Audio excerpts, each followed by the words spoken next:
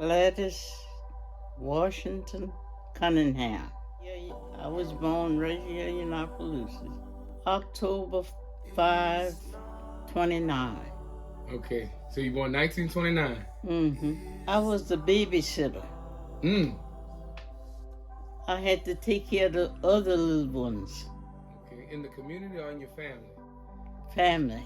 We were 8, 4 and 4.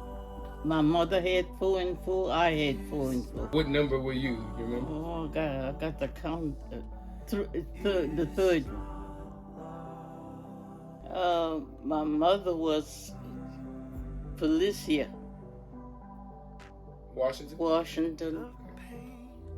and my daddy was James Ozumi Washington. I went to a lady in the house because we lived in the country, Okay.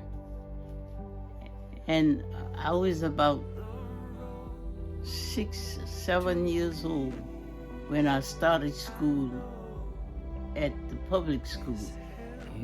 Okay. And I went to the public school until I graduated from high school.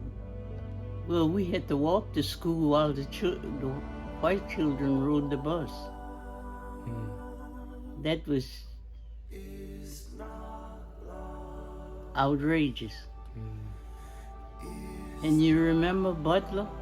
He the one spearheaded to get the bus for the black children. Oh, okay. And his name was Butler. You remember his whole name? Yeah, Don Louis Butler. Don Louis Butler. So he got the buses for the black kids in Appaloosa. He spearheaded the group. The group, okay. That fourth grade. What grade was 7? I think it was 7. Ah, okay. Do you remember when integration happened? Yeah, I remember. Were you still in school then? Yeah. Oh, okay. Were you in high school? Yeah. Yeah, I was in high school. First they put us with the white children. Okay. And that was murder. We just had a turmoil. It was a turmoil the whole session. That session was a turmoil. And they closed school down. And then the next year, we went back to school. It was kind of quiet. And from then on, they accepted it. The white children didn't want to sit in the same area where the black children was. And anytime they put the white children in the class where the black children was, it was a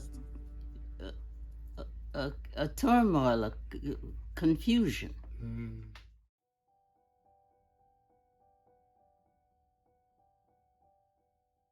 I was young, and I just fell in love, that's all. Erich Cunningham. How long were you guys married? 52 years. When did you meet him? In school. What, 8th grade? Yeah, I believe it was the 8th grade. Okay. He came back from the service and enrolled at the same school where I was. Okay. And he attended class. At that time, soldiers could come back and go to school. And he came back and he went to school, and that's where I met him at.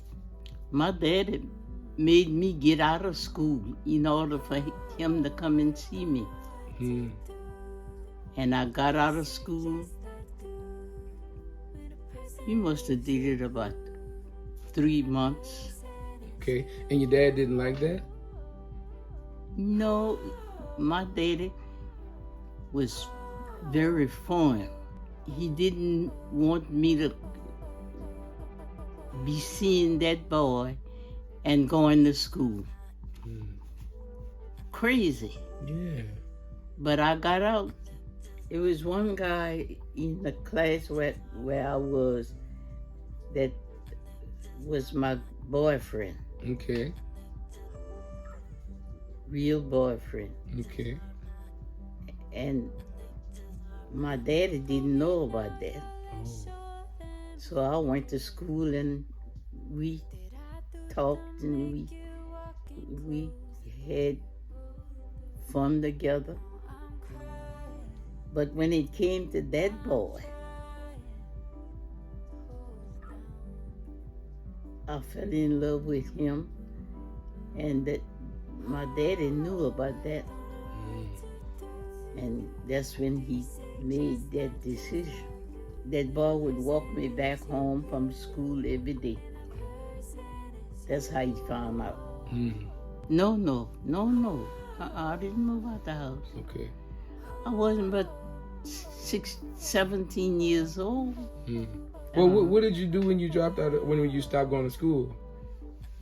Babysit. That's how you made your income. Mm-hmm. Okay. So did you start babysitting because you liked it or because you had to? I was a child myself, and I didn't like it, but I had to do it. I did it, and I come to like it, and it grew on me. So at what point did you go back to school? After I married, I got married. After about 3 or 4 months, we got married. May 11th, 1947. That was my wedding date. And from then, I moved with my in-laws. And I lived with them about 2 years. During that time, my husband was going to veteran school. You know, they had school for veterans. And he enrolled in the class, and that's why he was going. He was going to school and I was going to school. I was going to the high school, and he was going to the veteran school. And he went to school 9 months, and I got pregnant for my first child at the end of 9 months. They was paying $90 a month to the veteran that didn't have no children. And I took the liberty to buy a lot out of that 9 months. I paid the lot $100, and I paid $10 a month until I finished. When I finished, my daddy went with me, and we went to the lumber yard and made a deal to put up a little 4-room house. And during that time, I had my first girl.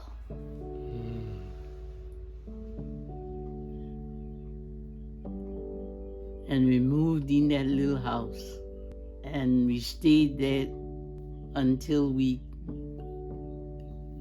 had 4 or 5 children, and we moved into a bigger house.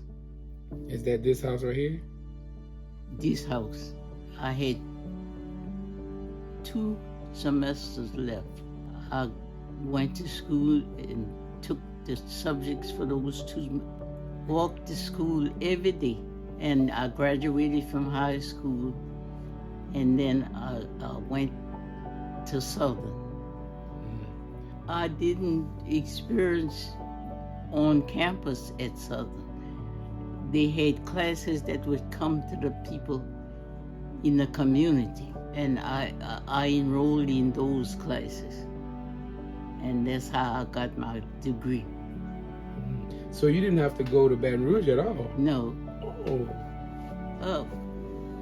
Once or twice the classes were scheduled there, and I'd go take a ride with some of the girls, and we all go out there together.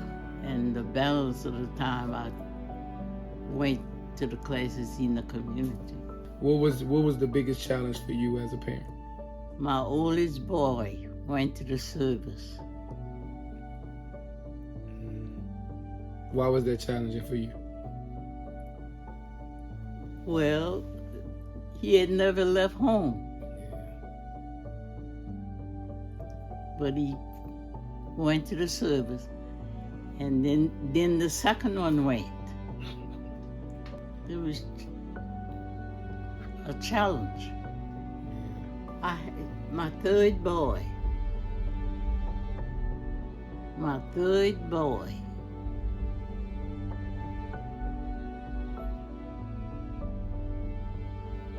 came up with he had these thoughts. Mental illness. Yeah, mental illness. And we worked with him, and I went with him several times to Alexandria, to the place in Alexandria, 3 or 4 times. I went to places around here to the doctors and everything, but nobody could reach his illness. And we just did that until he died.